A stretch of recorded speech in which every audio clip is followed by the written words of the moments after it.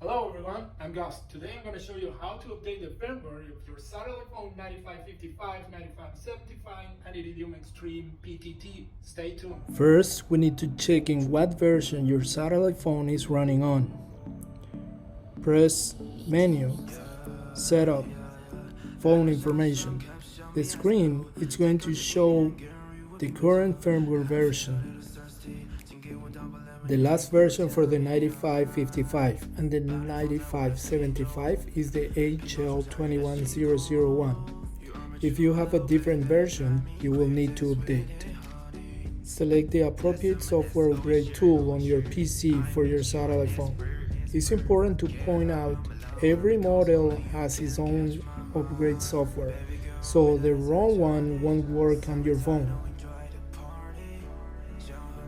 The software upgrade tool for each Iridium phone is able to download for free on the Iridium website. Connect the USB cable on your handset and run the program. The upgrade progress lasts approximately 15 minutes. When it's over, proceed to check the firmware version again to make sure the upgrade was successfully done. More info on our website globalsatellite.us.